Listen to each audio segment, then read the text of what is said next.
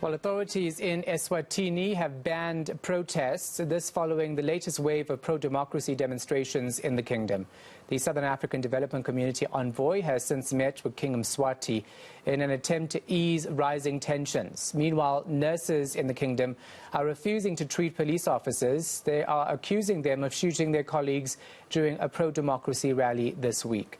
Eswatini has been rocked by periodic protests in recent months, with citizens calling for political reform. Let's get the latest developments with Managing Editor at the Swaziland News, Zweli Martin Dlamini. Zweli, thanks for speaking to us. We do appreciate it. Of course, there has been a blackout in terms of social media in Eswatini. So if you can, let's start with you telling us exactly what's happening there. Yes, there's been a blackout in social media in Eswatini. The internet was disconnected by Princess Khanyi, so it is a firstborn daughter of King Mswati, and is also the Minister of Information, Communication and Technology. And we exposed that last week, if I recall, because we get hold of a letter where the minister wrote to the Communications Commission, directing that commission that is in charge of mobile operators as well, to then instruct mobile operators that include MTN and Swazi Mobile to disconnect the internet. Thereafter, after we exposed that, the minister released a statement saying she did that in the interest of the public and in the interest of national security. But we all know that they were trying to control the ongoing political unrest. Yeah, in terms of the protests and demonstrations, is that still continuing? Are you expecting more this weekend? And have security forces, of course, backed down or not? Of course, the situation now, seemingly, it might look as if the situation is normal now. The SADC envoy have arrived in the Kingdom of Eswatini. They have engaged with King Mswati the third and the other political stakeholders that include leaders of the political parties assembly. But what you need to understand is that we do have some evidence that soldiers and the police are terrorizing citizens in the rural and urban areas. They are now invading homes, firing shots against those who are believed to be behind the political unrest. So people are living in fear in this tiny kingdom, and we're yet to see what will happen thereafter. But if you go to towns like Babane and Manzini, the situation looks as if it's normal, but citizens are being terrorized in the rural areas as I'm speaking to you now. Yeah, that's very worrying. So let's talk a bit more about the SADC envoy that has spoken with King Mswati. Do you think they've made any headway in terms of trying to get them to stop security forces from being so heavy-handed? What you need to understand is the fact that this government is so secretive.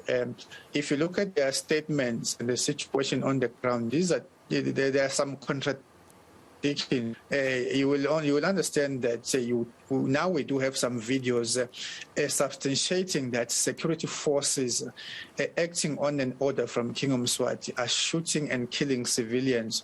But if you look at their statements, they are trying to downplay the situation, saying no, they are protecting lives and property. But you ask yourself, if they are shooting people, what life and property are they protecting? Because fundamentally, security forces are expected to protect the people, not an individual. So now you may find that even though the situation in town, because after the arrival of the SADC special envoy, they try to then reconnect the internet and so that they can just stabilize the situation, and public transport employees are now going back to work. But the situation is somehow like a ticking time bomb, because protests are being planned in the next coming few days. And as I'm talking to you, this morning, nurses in the various health sectors in the Kingdom of Eswatini were protesting, and they have resolved not to treat police officers, even though they've suggested that they won't treat police officers, but they are also threatening not to treat their relatives. So the situation is somehow hostile towards those who are believed to be assisting King Mswati to commit the crimes against humanity. Yeah. So, the largest opposition party in Eswatini, I'm reading online, currently saying that the SADC envoy did absolutely nothing in terms of calming the situation down. Do we know if they actually did try to meet with opposition parties as well? What we know is the fact that the SADC envoy, they met with various stakeholders that include political parties today at the Royal Villas in a town called Zweli. But those political stakeholders, they submitted their expectation in terms of for the political dialogue, what they want to happen before a political dialogue can take place. So we don't know, maybe because these new developments are subject to various political opinions. But what we know is that the SADC Troika Special Envoy met with the King, and they also met with the Political Parties Assembly and other stakeholders. The Political Parties Assembly is a collection of an alliance of political parties in the Kingdom of Eswatini. So we believe we cannot predetermine what they will do and what they will not do, but we're expecting them as a regional organization to act in the public interest and in the interest of the whole SADC region, because what is happening in the Kingdom of Eswatini will surely impact other countries in the SADC region, because you will find people migrating from the Kingdom of Eswatini illegally to other countries in search for greener pastures or for safety reasons. So that's the situation. We're expecting SADC to act in the public interest, not to protect a dictator. So you, of course, know the House of Dlamini, this royal family, pretty well, and how they've obviously run this country, and so fiercely so. Even with SADC intervening, do you really think they're going to give up any power or even ease up at all? Of course, that's a very good question.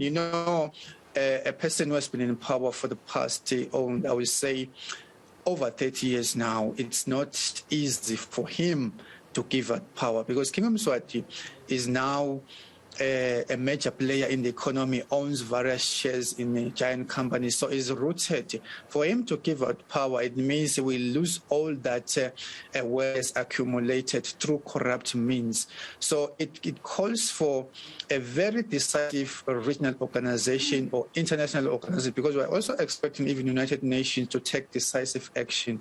King Mswati cannot just give out power, because for the past years, he has been accumulating wealth, he's been enjoying absolute power. Everything in Eswatini, politically, traditionally, or otherwise, it revolves around him. So for him to give out power, it cannot be an easy thing.